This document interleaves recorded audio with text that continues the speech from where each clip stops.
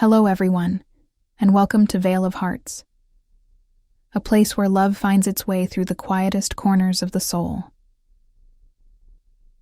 Tonight's story takes us to a storm-soaked night in Seattle, where the city lights flicker through sheets of rain and fate waits just beyond a fogged window. In a small café at the edge of downtown, a young woman named Clara Evans is closing for the night when she notices a small, trembling figure outside. A boy, lost and soaked to the bone. Moved by instinct, she opens the door and lets him in, unaware that this single act of compassion will change her life forever. Because the boy's father is Vincent Moretti, a man both powerful and feared, whose world runs on silence, danger, and debts that can never be repaid. What begins as kindness becomes something far deeper. A journey through secrets, redemption, and the fragile kind of love that blooms even in the darkest storms. The rain that night in Seattle didn't simply fall, it raged. It came in sheets, hammering against the windows of Gia's Beans, the tiny cafe tucked on a quiet street in Fremont. Wind howled through the alleyways, rattling old signs and scattering leaves soaked dark with rainwater. Inside, warm light pooled across scratched wooden floors, the faint aroma of coffee and cinnamon lingering in the air. Clara Evans, 26, moved behind the counter, humming softly as she stacked clean cups and checked the lock on the register. It was late, too late for anyone to be out, and the storm showed no sign of stopping. This little shop was all she had left of her grandmother, the woman who'd taught her that kindness was a strength, even when it hurt. Still, tonight, Clara just wanted to close early, crawl into bed, and pretend the world outside didn't exist. Lightning flashed white through the window, and in that instant she saw it, a small figure huddled under the striped awning. At first she thought it was her imagination, but when thunder cracked overhead, she caught sight of movement. Someone was out there, a child. Clara froze, towel still in her hand, pulse quickening. Fremont wasn't exactly a place for lost kids after midnight. The last time she'd helped a stranger, it had nearly cost her everything. She walked toward the door, half tempted to ignore it, half unable to. Through the glass, she saw the boy more clearly now. No older than 8, soaked to the bone, hugging a backpack to his chest. His dark hair clung to his forehead, and when he finally lifted his head, she saw something unsettling in his gray eyes. Not panic, not tears, but an eerie calm, like he'd already learned the futility of being afraid. Her instincts argued with her caution. She'd learned long ago that compassion could be dangerous, but she couldn't walk away from that look. Clara unlocked the door, and the wind nearly ripped it from her grip. "Hey!" she called out, raising her voice above the roar of rain. "You'll freeze out there. Come inside." The boy hesitated, glancing back toward the empty street before stepping toward her. When he crossed the threshold, the cafe's warmth swallowed him whole. Water dripped from his hair and jacket, pooling at his feet as she shut the door behind him. "You're okay now," she said gently, grabbing a towel from the counter. "What's your name?" He watched her for a long moment before answering. "Elias," he said, his voice quiet but steady. There was a strange maturity in the way he spoke, measured, deliberate, as though every word had to be safe before leaving his lips. Clara smiled faintly and knelt to dry his hair. "Well, Elias, you're lucky. I make the best hot chocolate in Seattle." His lips twitched. Not quite a smile, but close enough. As she worked, she noticed the details, the fine stitching on his coat, the designer sneakers, the faint trace of cologne far too expensive for a child. He didn't belong here, not in this part of the city. "Where are your parents?" she asked softly, setting a steaming mug before him. The question made him stiffen. His fingers clenched around the ceramic cup, knuckles whitening. "My father doesn't use phones," he replied, tone polite but distant, rehearsed. Clara blinked. "He doesn't use phones?" she repeated carefully. Elias just shook his head, eyes fixed on the marshmallows melting into the chocolate. Something about the way he said it, calm, absolute, sent a chill down her spine. It wasn't just odd, it was wrong. She took the seat across from him, studying him under the soft amber glow of the cafe lights. His shoes were scuffed but costly. His speech was formal, and yet under the polish he was trembling, small, tired, scared. "Were you lost, sweetheart?" she asked. He hesitated, then answered so softly she almost didn't hear him. "Not lost. I ran away." The words hung in the air like smoke. Clara's breath caught. "From what?" she asked. He lifted his gaze, and for the first time she saw fear break through his composure. From someone. Outside, thunder rolled again, shaking the glass panes until they hummed. Clara turned toward the window, and for a heartbeat, she saw it. Headlights slowing at the curb, a dark SUV idling against the downpour. Then as quickly as it appeared, it vanished into the storm. Her skin prickled. When she looked back, Elias was already watching her, his small hands wrapped tightly around the mug. "He'll find me soon," he whispered, and the tremor in his voice didn't sound like a threat. It sounded like certainty. For a long moment, neither of them spoke. The storm filled the silence, relentless and consuming. Clara's mind raced with questions she didn't dare ask. Who was he? Why would a boy with shoes worth more than her rent be hiding in the rain? And why did she suddenly feel that by opening that door, she had just stepped into something far bigger and far more dangerous than she could ever imagine? Another flash of lightning tore across the sky, and the cafe shuddered under the sound. Clara looked at the boy again, this quiet, mysterious child who seemed too composed, too knowing, and felt an unfamiliar fear settle deep in her chest. Somewhere out there, in the darkness of the storm, someone was looking for him. And somehow, Clara Evans knew her life would never be the same once they found him. Clara didn't sleep. She sat at the counter, hands wrapped around a cooling mug, watching the rain blur the street into streaks of gray. Elias sat on a stool near the window, knees drawn up, fingers tracing the rim of his hot chocolate as if counting the seconds. When she finally slid her keys into the ignition, it felt less like a journey and more like stepping into someone else's weather, an invisible storm that had nothing to do with rain. He'd described the house in a voice that left no room for doubt. A white colonial with 2 stone wolves flanking the gate. He'd said it as if reciting an address he'd been taught to memorize. Clara told herself she only wanted to get him home. She told herself the rest was imagination. Still, the city at night seemed to hold its breath as she pulled onto the empty road. They didn't speak on the drive. Elias watched the passing taillights with a vigilance that made Clara's throat tight. Every time a shadow moved wrong, his body stiffened. Every time a headlight winked through the rain, his eyes flicked to the rearview mirror. About 20 minutes later, a black SUV fell into step behind them.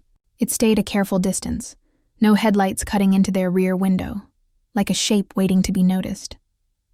Clara's stomach flipped. She thought about turning down a side street, about stopping and calling someone, anyone. But Elias' small hand landed on hers, a brief, deliberate pressure that telegraphed 1,000 rehearsed warnings. He didn't say a word, but the look he gave her was clear. Keep driving. When they reached the entrance to Westwood Heights, it felt as if they were crossing into a different climate. The manicured road widened, stone pillars rose from the fog, and atop each pillar, a pair of wolves stood frozen mid-snarl. The gate opened as if expecting them, the mechanics whispering like a secret. Beyond, the property extended into shadow and light, a sweep of lawn, hedges clipped with surgical precision, and the house, immense, white, all columns and careful angles, looming behind a ring of trees. Security lights blinked like watchful eyes. Men in dark coats stood near a semicircle of black SUVs, faces set and unreadable. Clara pulled into the circular drive. The engine died with a small, lonely sound. For a moment she sat there, the rain still drumming, and realized how absurd it felt to be so small in the middle of someone else's fortress. Then a man stepped forward from the mouth of the driveway, a figure whose presence the air seemed to accept without argument. He was younger than she'd pictured from the rumors she'd half glanced at on the internet, 38 maybe, but with the bearing of someone who carried both heritage and command. Dark hair was cropped close, suit tailored to a dangerous precision. His face was an assemblage of angles softened by a tiredness in the eyes that made his power feel human. "You brought him home," the man said simply as they approached. His voice had the carefully modulated cadence of someone used to having others listen. The security around him shifted, a ripple of readiness. Elias slid from the car as if he'd practiced the motion, and the man's expression changed, briefly, almost tenderly, at the sight of his son. Clara felt a cold, singular focus settle on her as the man looked up. He named himself only after she had taken a breath, Vincent Moretti, and the syllables carried weight, an old world softened by an American accent. He extended a hand in thanks, the gesture formal but not without warmth. "Thank you for bringing him back," Vincent said, his palm open, his grip steady when she took it. There was no flourish, no theatricality, only acknowledgement. His gaze didn't flit away. He studied her like a reader flipping the first page of a book and deciding whether to stay. "You did the right thing." His words were simple, but the way they landed suggested both relief and calculation. He invited her inside to avoid the storm, and the invitation was a line that left no room for refusal. She found herself swept through the double doors into a house that was undeniably wealthy and oddly intimate. Marble floors reflected the soft light. A grand staircase curved like a question up to shadowed rooms. But amid the polished surfaces, Clara noticed domestic fragments. A child's crayon drawing framed beneath a Renaissance print, a pair of small shoes tucked beneath an armchair, photographs of a woman with a smile that caught the light as if she'd stepped out of memory. The house had been layered by life, not merely decorated for display. It felt lived in, carefully preserved. Vincent led them into his study, a room that smelled faintly of tobacco and books. He closed the door with a motion that suggested it would remain closed unless he chose otherwise. The men at his side melted into the background. Only the domestic light remained. "Elias told me where he sheltered," Vincent said, voice softer now, and for a moment the austerity of his presence gave way to something quieter, protective. "I appreciate it." His eyes caught on the way Clara's coat dripped onto the floor, the small fray at her sleeve, the understated way she carried herself. There was no pretense in his scrutiny, only a man cataloging details that might later become meaning. "I shouldn't have left him out," Clara replied, the words honest, not defensive. She felt suddenly too visible, like a performer who'd forgotten her lines. Vincent's response was a simple acknowledgement before he shifted to business. He offered her a dry towel, then a seat, then a question that sounded like an offer and sounded like a test. "Do you teach?" The question was an opening. Clara's voice came softer than she expected when she answered. "Part-time, community center." There was a pause, the kind of silence that held potential. He smiled briefly, the movement of his mouth a tiny concession. "Elias is struggling with English," he said. "He needs someone who won't treat him as a project." The words were clinical and personal at once. There was no begging in them. It was a statement that felt like an extraction of responsibility, an edge to it that made refusal dangerous in a way money alone could not explain. Clara found herself saying yes before she evaluated the cost. The image of Elias, a child who wore expensive clothes like armor and carried a watchful hush, had settled under her skin. Vincent's eyes briefly flicked toward his son, and for the first time she noticed the tightness at the corner of his mouth, the shadowed line that hinted at sleepless nights and hard choices. When he spoke again, he placed a single, precise sentence across the room. "Then you'll come 3 afternoons a week. We'll compensate you fairly. My assistant will arrange the details." He bowed his head once, not in contrition, but in the measured courtesy of a man who understood the balance of favors and repayment. As Clara accepted the offer, the house seemed to breathe around them, the quiet of servants moving, the distant click of security systems resetting. Vincent's gratitude was simple yet heavy. "I owe you an obligation." His tone made the word mean more than thanks, a debt acknowledged, a promise unspoken. Clara felt the room tighten, as if the walls listened when he said it. Through the drawing room windows, the storm kept battering at the world, but inside, time rearranged itself. She had come in to shelter a child from rain. She left with an invitation into a life that smelled of danger and possibility in equal measure. Vincent's offer arrived with the quiet confidence of someone who already expected acceptance. They had moved from the study into a smaller sitting room, firelight painting the bookshelves in amber, where a butler appeared with a folder as if on cue. Clara felt the weight of the house behind them, servants' footsteps somewhere in the corridors, the soft thrum of security systems she could not see.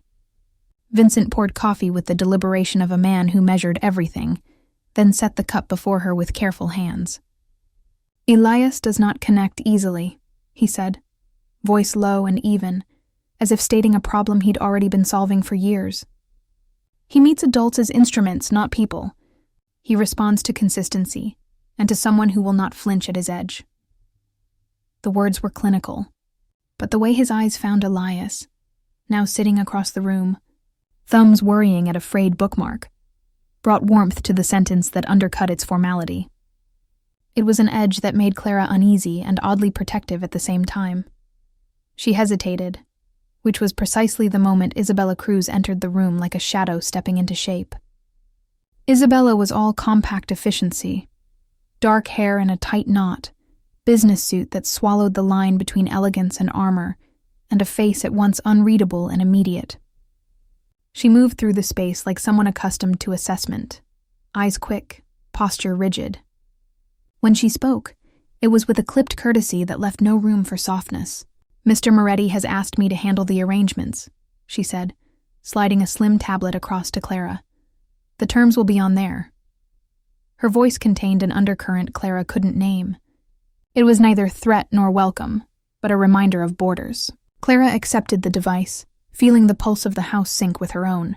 Isabella's gaze flicked to Elias, then to Clara, and for an instant the three of them felt arranged, as if placed on a board where each piece knew its move.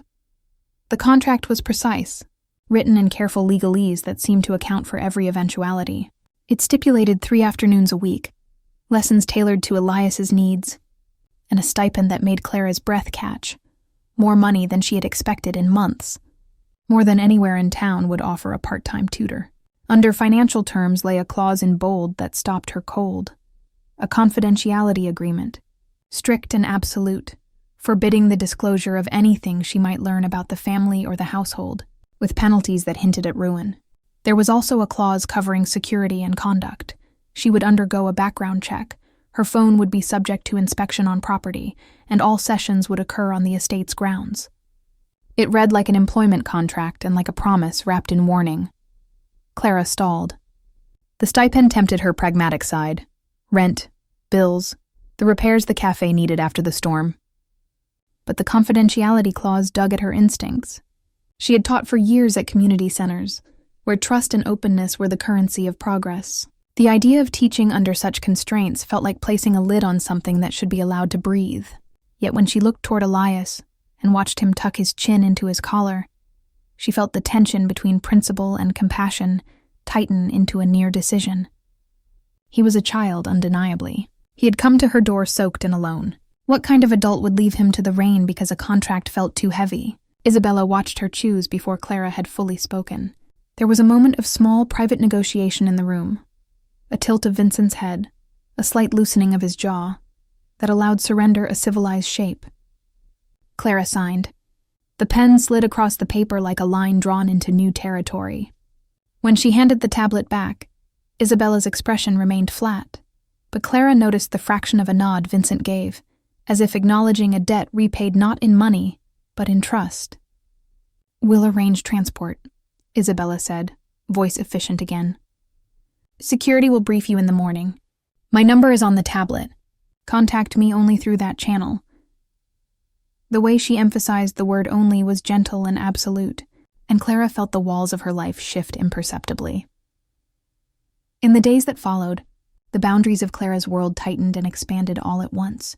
Lessons began in a sunroom that glowed with filtered light, and shelves of children's books kept neat by invisible hands. Elias surprised her with details, a precise hand at drawing constellations, an interest in old maps, and a quickness with language that revealed a mind both brilliant and wary. He read with a seriousness that felt rehearsed, as if every syllable were being weighed for safety. Vincent hovered at the edge of many sessions, more often than Clara had expected, watching with an attention that was both parental and strategic. Sometimes, when parenthood softened his face, Clara could have believed him simply a tired father trying to do better. Other times, when his gaze sharpened and the house seemed to listen for his next thought, she remembered the clause she had signed and the dark suggestions it contained. At night, When she returned to her apartment above the café, Clara's phone buzzed less with neighborly messages than with a new sense of being observed. She found that she measured her words unconsciously now. Honesty felt suddenly complicated. On more than one occasion, she caught herself thinking of Vincent's expression when he'd first met her. Remorse or calculation, she still couldn't tell. And of Isabella's implacable presence. The job paid for a safety she hadn't expected to afford, and offered proximity to a family she could not entirely understand. It was a peculiar currency. Comfort purchased with caution.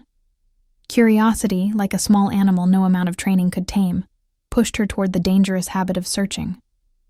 That evening, restless enough to be nearly foolish, Clara sat at her small kitchen table with a mug of tea gone cold and typed Vincent Moretti into her search bar.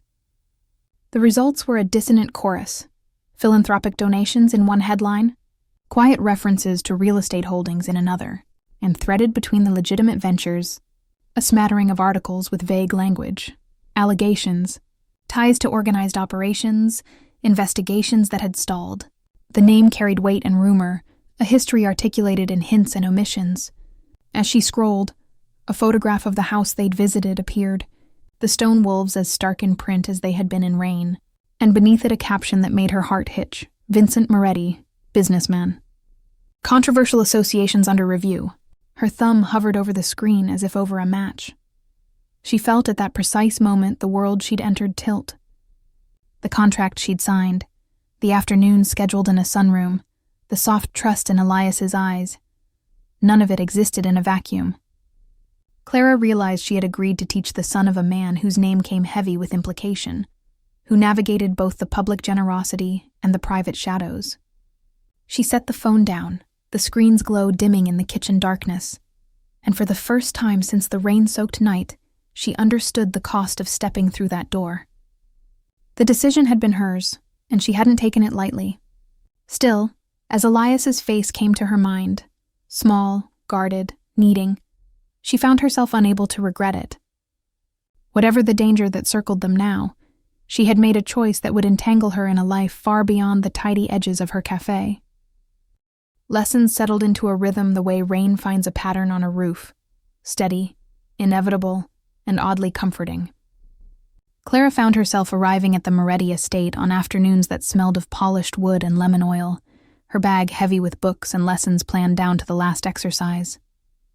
The sunroom where they worked was a narrow cathedral of light, panes framed by climbing ivy, shelves lined with children's atlases, battered astronomy guides, and a neat stack of architectural sketches Elias had drawn with a hand far steadier than his years warranted.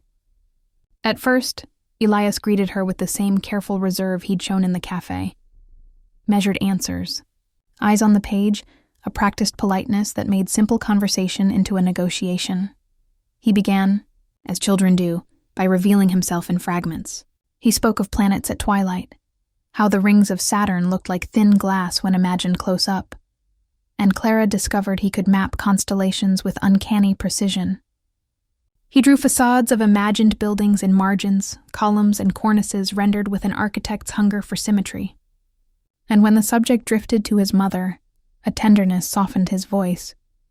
He would trace a pencil over a corner of a page and tell Clara, in a voice that had been practiced into careful restraint, about a laugh that smelled like lemon cookies, and a scar on a wrist he'd only seen in a photograph.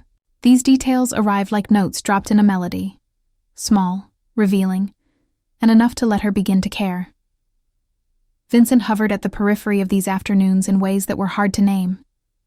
Sometimes he was absent until the last minutes of a lesson, slipping into the doorway like a shadow that had learned the timing of the light. Other times he stood by the glass, drinking his coffee, an unreadable silhouette against the sunlit yard. His presence altered the air. It bent sound and made ordinary conversation feel like something private being overheard.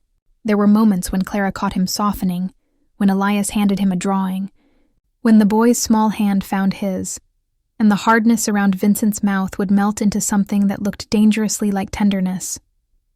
Those moments made Clara's chest ache in ways she didn't expect.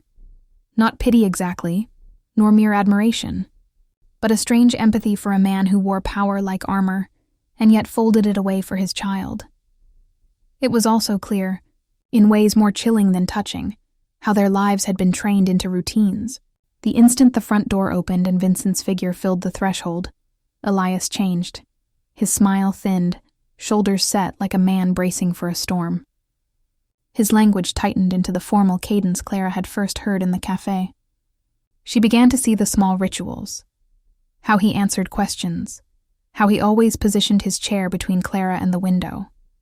How he never allowed his back to be exposed. The child had been schooled in caution, and every careful motion was a lesson learned under pressure. It made Clara ache and stiffen at the same time. She wanted to pull the boy into something reckless and freeing and, at the same time, protect him from exposing any softness that might be weaponized.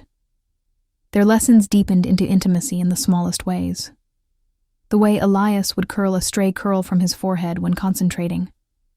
The way he asked Clara for one more story before practice ended. The way his eyes lit when she'd correct a pronunciation and praise his drawing. Clara's corrections softened into anecdotes about her grandmother, the little rituals that kept the cafe alive. How to fold a napkin so it looked like a flower. Which song to hum to a child who couldn't sleep. Each story was a small salve for a wound she could sense in Elias even if he never named it. For Vincent, gratitude manifested as attention.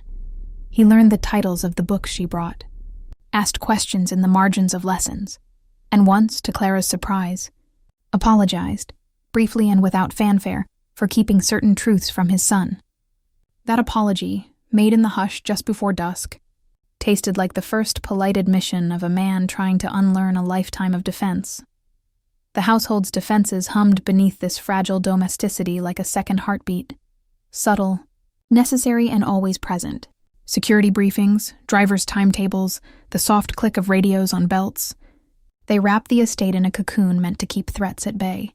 Clara learned to navigate it with the same practical patience she applied to teaching. Never invasive, never curious beyond reason, always observant. Isabella Cruz, Vincent's assistant and the household's visible sentinel, enforced those boundaries with a gloved efficiency that left no room for casual errors. She watched Clara's every arrival and exit with the cool assessment of someone who had learned to value order over warmth. Still, Isabella's efficiency had its soft edges, and on the rare mornings she offered a small, nearly imperceptible smile when the boy had done something brave. Clara recognized that loyalty could look like care in certain hands. One afternoon, the quiet unraveled in a way that made time slow. They were working on a passage about voyages in the night sky. Elias tracing the loop of an orbit while Clara narrated a story about a ship that could sail the stars. When a sharp metallic wail split the air. The alarm pierced the sunroom's gentle hush like a blade. The room moved as if someone had yanked a string. Shadows straightened, chairs scraped, and a weight of professional intent descended. Isabella was a presence at Clara's elbow before she could process fear. Firm fingers on her arm, eyes in command. "There's a breach in the outer perimeter," she said, in a voice that left no space for argument. "Follow me." They moved through corridors lined with portraits whose painted eyes seemed to flicker in panic. Clara felt her heartbeat drum a new, faster rhythm, an animal sound she knew too well. Officers appeared in doorways, radios chattering in clipped bursts. Vincent's men pivoted from domestic to defensive in the space of a breath. Elias, who until then had seated himself with the patient stoicism of a child trained to wait, looked small in the swell of grown men readying for confrontation. When Vincent arrived, he did so with a speed that belied his earlier stillness, his face a slate. For a single instant, he stopped in front of Clara and Elias, taking them in with a glance that was all iron and care. "You need to go to the safe room," he ordered, the command neutral and absolute. Clara and Elias obeyed, like something part of them already knew the choreography. They were guided down a service stair and through a heavy wooden door that sealed with a flush, leaving them in a space that smelled faintly of cedar and canned light. The room was compact, furnished with essentials, a couch, stacks of supplies, a low shelf of children's books, and a lantern that hummed with battery life. The door locked. Outside, muffled by reinforced walls, Clara could hear the sonics of men shouting, the distant pop of movement she hoped were nonviolent. Fear pressed against her ribs like cold stone. Inside the safe room, Clara's hand found Elias's small one without thinking. He was tremulous now, a child whose armor had cracked. Is everything okay? He asked in a voice barely audible over the pounding of his own pulse. Clara forced a steadiness into her voice she didn't always feel. We'll be fine, she said, beginning a story about a constellation that had once guided sailors home. Her words were practice, then truth, an attempt to anchor them both.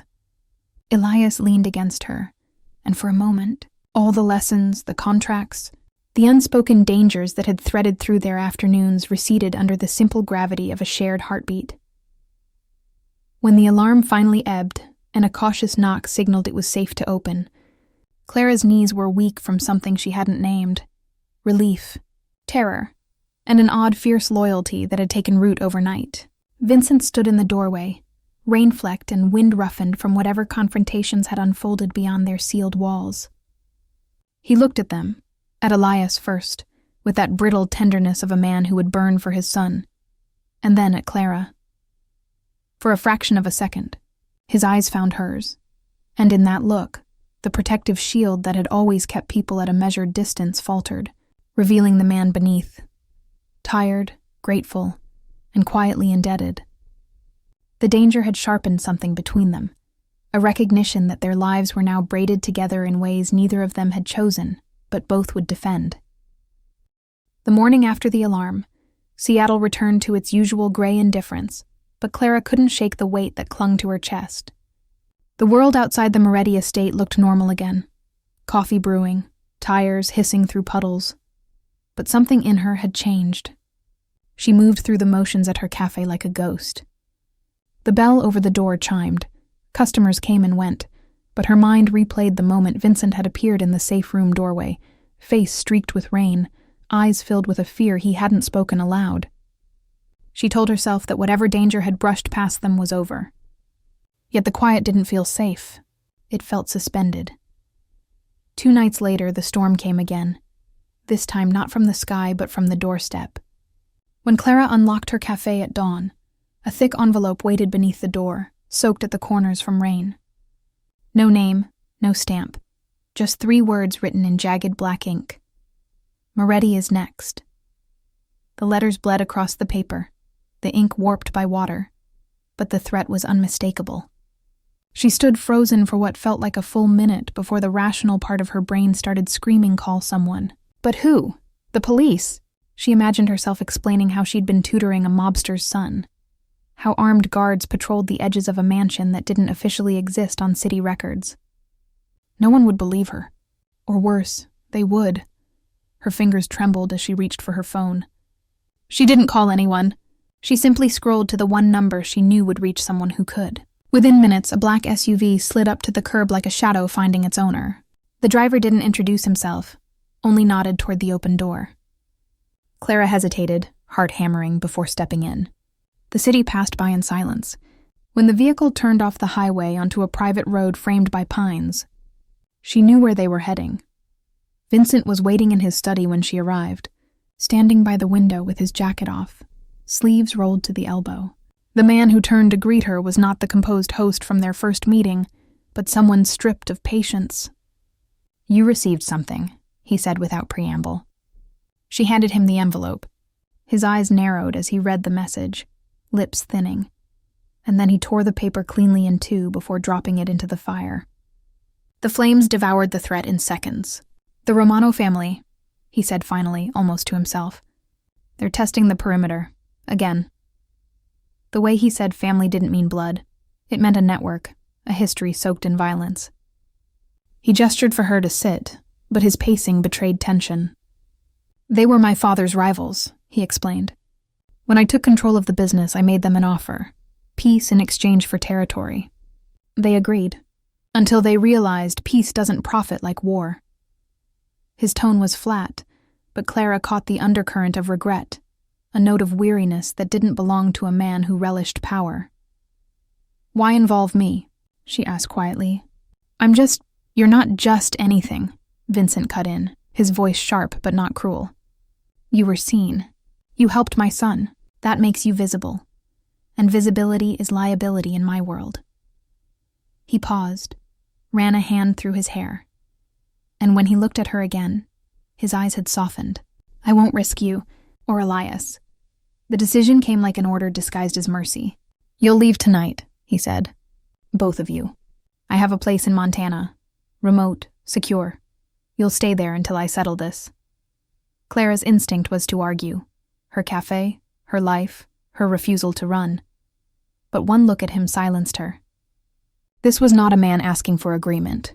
This was a father moving his pieces before the board caught fire. That evening, when she arrived back at the estate, the transition was already in motion. Staff moved with military precision, packing essentials, transferring data, loading vehicles under the steady rhythm of rain. Elias waited by the grand staircase, a small suitcase at his feet, his composure cracking around the edges. When he saw Clara, he smiled, small, fragile. "Are we going somewhere?" he asked. She knelt and brushed a stray curl from his forehead. "Somewhere quieter," she said. He nodded as though he'd been expecting the answer all along. They left under cover of night. 3 SUVs glided through the sleeping city, headlights off until they reached the interstate. Vincent sat beside Clara in the back seat, silent except for the soft rustle of papers in his hand. Every so often he'd glance out the window, eyes scanning the mirrors, the skyline shrinking behind them. Elias slept between them, his small head resting against his father's arm. Clara watched the boy's chest rise and fall, and wondered what kind of childhood taught a child to sleep through escape. Hours passed. The city's glow dissolved into darkness, then into the quiet vastness of Montana's wilderness. Pines crowded the road, the sky heavy with clouds that glowed faintly from the car's high beams. At some point, Vincent spoke without looking at her. "I was younger than him when I learned what fear costs," he said. "You stop flinching, but it never leaves." His voice was low, steady, as if narrating someone else's story. Clara waited, sensing the crack beneath the words. "The Romanos think violence makes them strong. I used to think that too, until I realized fear only buys silence. It doesn't buy peace." Elias stirred, half awake, his voice soft and drowsy. "Dad?" Vincent leaned closer, the severity of his posture easing. "Yes, Piccolo?" The Italian endearment slipped out before he caught it. Elias blinked, eyes glassy with sleep. "Can you change the past?" he murmured. The question hung in the car like a ghost. Vincent's jaw tightened, and for a moment he didn't answer. The rain on the windshield filled the silence, rhythmic and relentless. Finally, he said, "Maybe, if we're brave enough to face it." Clara watched him, the faint reflection of his profile flickering in the window. Strong, haunted, human. She realized then that beneath the empire, beneath the headlines and the whispers, there was simply a man fighting to dismantle the monster he'd inherited. By dawn, they reached the mountains. The estate appeared like something carved from the wilderness itself, a structure of glass and stone hidden among tall pines, the world around it hushed by snow. Guards patrolled the perimeter, their movements efficient but almost invisible, like ghosts keeping watch. Inside, the house was warm but unfamiliar, all clean lines and the quiet hum of security systems built to withstand sieges. Clara felt both safe and trapped. Vincent showed them to their rooms with the calm of someone who had rehearsed evacuation his entire life. When he spoke, his tone was gentle but decisive. "You'll be safe here. There's a radio if you need me, but I'll be gone for a few days." His eyes found hers, holding a weight that made her throat tighten. "Trust me, Clara, please." It wasn't a command this time. It was something closer to a plea. That night, when she tucked Elias into bed in a room too large for comfort, he looked up at her and whispered, "He's different here." Clara asked what he meant, but Elias just shrugged. "He doesn't look like a boss. He looks like someone trying not to break." She stood by the window long after he'd fallen asleep, watching snow begin to fall through the pines, the world outside wrapped in silence. Somewhere out there, Vincent Moretti was moving through his own war, chasing redemption in a landscape built on ghosts. And Clara, against every warning, against reason, knew she was no longer just an observer. She was part of it now, caught between danger and the faint, impossible hope that even in the darkest storm, some people still tried to choose the light. The mountains had their own kind of silence, thick, patient, alive. The Moretti hideaway was a sprawling log estate carved into the slope of the Montana wilderness, where pine trees bowed under snow and time seemed to move slower than breath. Clara had thought it would feel like a prison, walled in by guards and radio signals. But as days passed, the isolation softened into something almost peaceful. There was no sound of sirens, no city hum, no reminder of danger beyond the peaks. Just the crackle of fire, the crunch of snow beneath boots, and the occasional laugh of a boy who had finally found the freedom of being a child. Elias thrived here. Each morning he'd wake before the light reached the windows, tugging at Clara's sleeve to show her some new discovery. Deer tracks near the shed, icicles shaped like arrows, a constellation he'd memorized the night before. The fear that had once stiffened his posture had begun to melt. He laughed now, real laughter that filled the wooden halls like a small miracle. And Clara found herself watching him the way one watches dawn after too many sleepless nights. Their lessons continued at the wide oak table by the window. His handwriting grew surer, his drawings more detailed. When she asked him to write a story about home, he surprised her with an essay that began, "Home is where the noise in your head finally quiets." It was the kind of sentence that made her want to cry without knowing why. Vincent, on the other hand, seemed to carry the opposite transformation. The more Elias opened, the quieter he became. He spent long hours in his office, buried in phone calls spoken in low tones, or out on the balcony overlooking the frozen valley. Sometimes Clara would wake at midnight and see him there through the glass, a shadow against the snow, cigarette burning like a lonely star in his hand. His shoulders looked heavier in the mountain cold. Once, as he reached to stub out the ember, his shirt sleeve shifted, and she caught sight of a deep, jagged scar across his left shoulder, a mark that didn't belong to boardrooms or polished business empires. It was old, healed unevenly, and it told her more about him than any headline could. There was something in that scar that changed how she looked at him. Not pity, something quieter, closer to understanding. She realized he was not the myth people whispered about. He was a man built from regret, from loss, from the impossible effort of holding together two worlds that could not coexist. The father who wanted peace, and the leader whose survival demanded control. The days fell into a rhythm. Snow fell, melted, fell again. The guards kept their distance, treating Clara with a kind of respectful vigilance.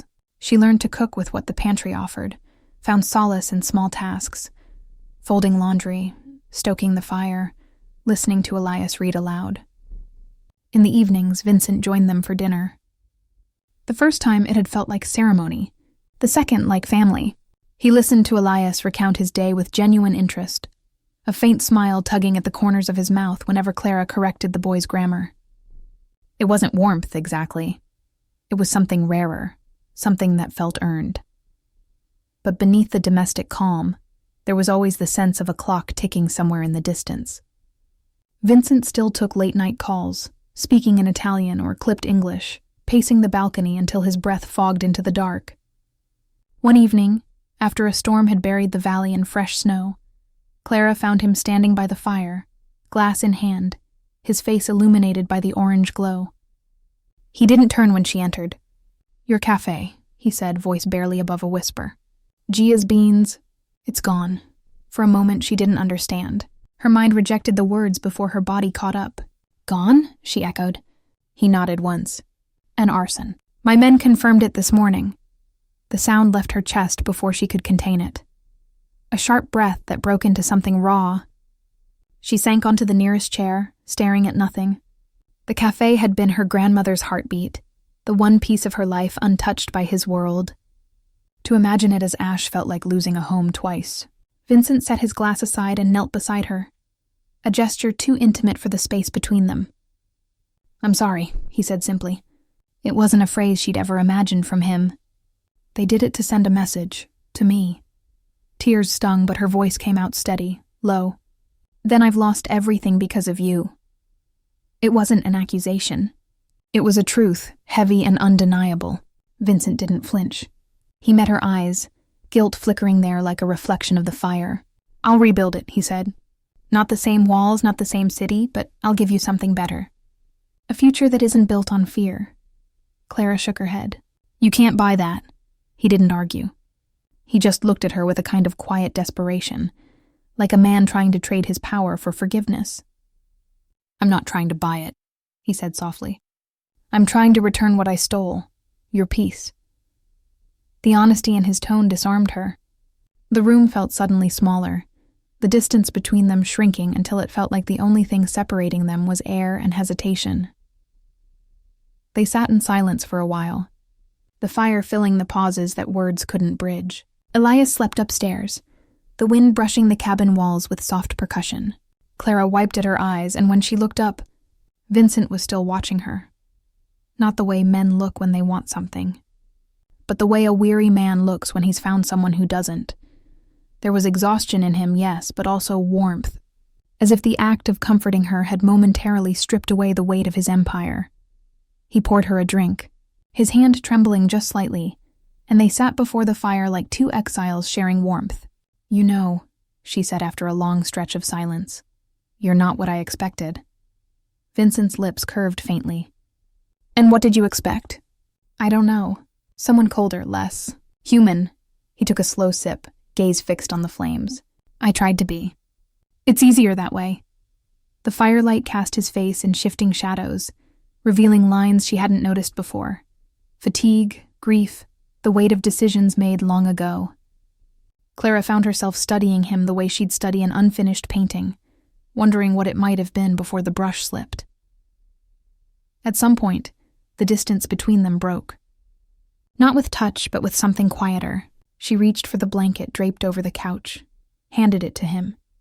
And when their fingers brushed, the spark that passed through felt unreasonably alive. Neither moved away. Vincent's eyes lingered on her hand for a fraction too long before he exhaled and leaned back, the tension breaking into a soft, almost regretful smile. It's late, he murmured. Clara nodded. Good night, Vincent. Good night, Clara. When she climbed the stairs to her room, the echo of his voice followed her, low, steady, and threaded with something she couldn't yet name. She paused at her window, looking down to where he still sat by the fire, shoulders heavy but posture calm, a man surrounded by ghosts and still trying, somehow, to be kind. The flames painted his outline in gold, and for the first time since the storm began, she realized she wasn't afraid anymore. Somewhere between the loss and the silence, they had built something fragile, something that might not survive the world waiting below the mountain, but for now, in that flickering light, it was real. The first sign of danger came not with sound, but with light. A flicker of red broke through the white silence of the Montana night, washing across the snow like a heartbeat gone wild. Clara was in the library with Elias, reading by the fire, when the low vibration reached the floorboards, the kind of tremor that didn't belong to wind or thunder. The security lights outside blazed to life. Then came the siren, shrill and mechanical, slicing through the quiet. Stay here, she whispered, rising too quickly. But Elias was already on his feet, pale, lips parted.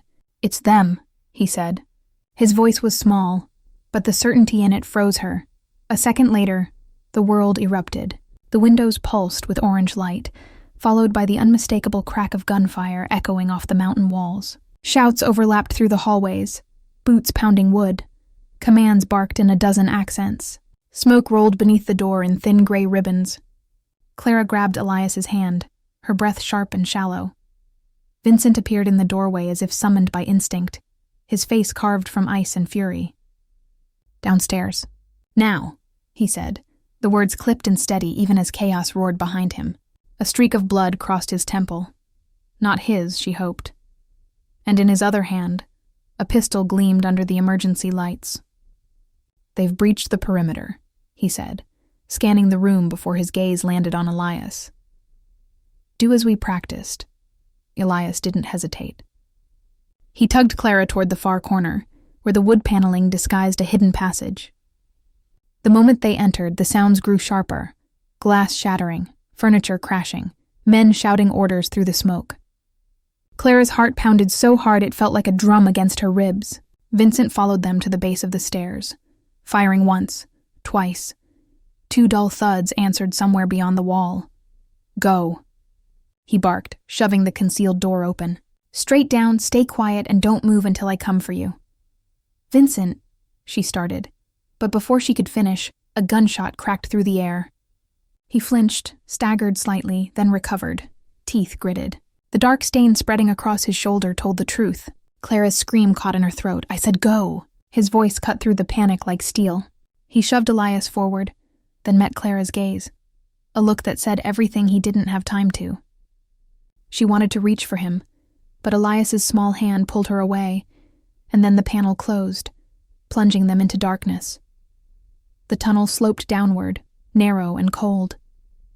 Emergency lights flickered along the walls, guiding them to the reinforced steel door at the end. The safe room Vincent had mentioned once. Half in jest. For every storm, there's a shelter. Now, those words carried the weight of prophecy. Inside, the air was still and thick. Metal shelves lined the walls, stocked with supplies and books. Clara locked the door behind them, then slid to the floor, heart racing. Elias pressed his palms over his ears, trembling. "It's okay," she whispered, gathering him close though her own voice shook. "It's just noise, honey. It'll stop soon."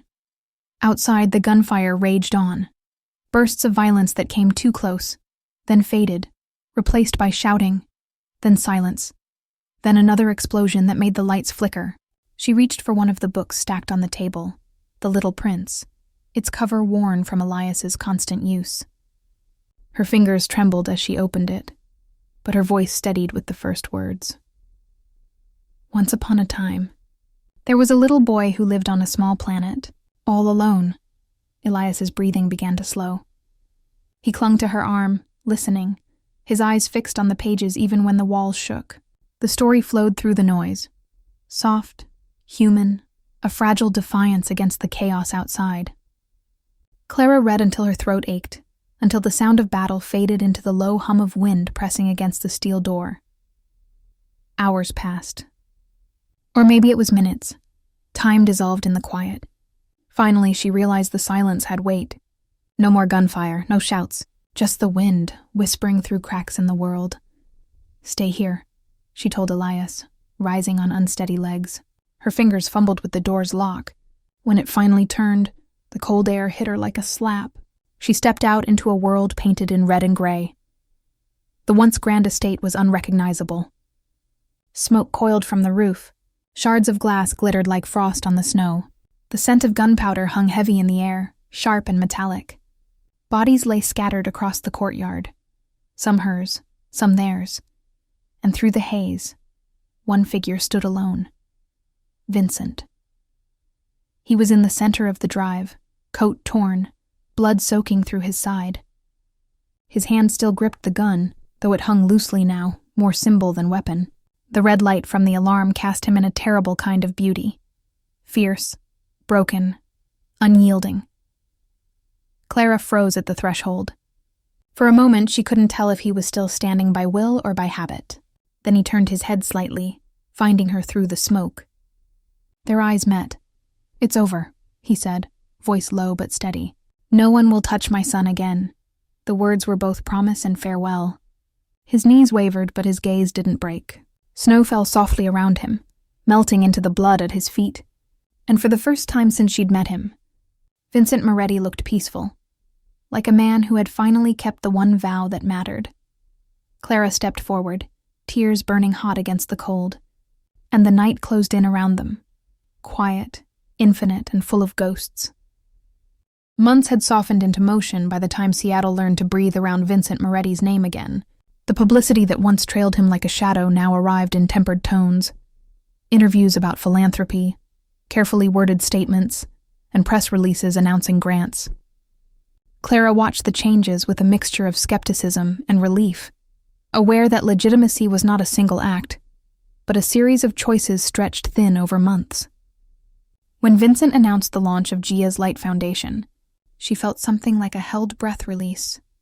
A brownstone converted into offices, a plaque that bore the foundation's name in modest lettering, and volunteers who believed in small, steady work. The ribbon cutting was understated. Vincent stood beside her, not in the posture of a commander, but as someone learning how to stand in the light without flinching. Clara accepted the role of program director with an odd clarity. It was not an ambition so much as a fit. Her years teaching at the community center, the late nights keeping the café alive, the pragmatic tenderness that had become her currency. She organized curricula, reached out to schools, and rebuilt trust the way one builds a house. Foundation first, then careful walls. Elias began school in an international program where his curiosity could be encouraged rather than guarded. He came home speaking different idioms, carrying drawings of playgrounds he wanted to design, and asking endless, earnest questions that demanded answers rather than rehearsed responses. Watching him, Clara felt the cumulative relief of small recoveries, spells that, strung together, made something whole. Vincent's transition to legitimate business was deliberate and painstaking. He redirected investments into education technology, partnered with nonprofits that insisted on transparency, and stepped back from ventures that still smelled of the old ways. There were nights of legal meetings and audits, arguments with advisors who counseled caution, and moments when the old reflexes of secrecy whispered that the world would never let him be simply good. But the man who had once measured power by fear now measured it by impact. Clara saw him in boardrooms, asking awkward questions about governance, insisting on audits, and learning the vocabulary of accountability. Each small concession felt like a resignation of a previous self, and a choice to be remade in public view. The fundraiser that marked a new chapter was intimate rather than ostentatious. Long tables, simple centerpieces, and a crowd that had come because they believed in children rather than spectacle. Clara moved among the guests like someone who knew every name that mattered and many that didn't, steady and efficient. Vincent watched from a short distance, the man in tailored clothes who sometimes still carried the silhouette of another life. When the speeches ended and people mingled under a sky freckled with winter stars, he found Clara on the terrace where the city lights made a low, golden horizon. He stood close enough that she could read the faint lines at his eyes and the tired curve of his mouth. "No one is entirely clean," he said quietly, the words unvarnished and honest, "but some of us still choose the light." The sentence was a confession more than a claim. It acknowledged stain without surrendering hope. He took her hand then, slowly, respectfully, and this time there was no officer of statecraft watching, no distance of calculation. His fingers wrapped around hers with a steadiness she recognized now as intention, rather than possession. Clara felt that steadiness like an anchor. It was the first time a gesture between them did not carry the weight of negotiation. She squeezed back, not because the world had forgave him, but because she had chosen, in turn, to accept the human reaching toward her. In that quiet exchange, the edges of their previous roles blurred. Protector and taught, patron and partner, each learning new ways to be less alone. Elias came toward them then, pajamas and all, cheeks flushed with excitement. He held up the battered paperback The Little Prince, the very copy Clara had read to him in the panic of the safe room months earlier, its spine taped and pages softened from constant turning. "You promised you'd sign it," he announced, breathless. Vincent smiled in a way that belonged to fathers rather than headlines, and took the pen with a clumsy reverence that made both Clara and Elias laugh. The simplicity of the moment, a signature, a small joke, a shared book, felt impossibly large after so much noise. That night, the foundation met its goals for the year. Enough scholarships. Pilot programs launched, mentors recruited. The work mattered, and its meaning extended beyond the press releases into the quiet rooms of classrooms, and into the laughter of children who would not have had those chances otherwise. Clara watched the interactions, the volunteers showing up on Saturdays, the teachers reporting small gains, and felt a professional pride that was also deeply personal. Vincent had given resources, yes, but Clara's hand shaped those resources into practice. Together, they were making a different architecture of care, one built of policies and bedside manners, spreadsheets and storybooks.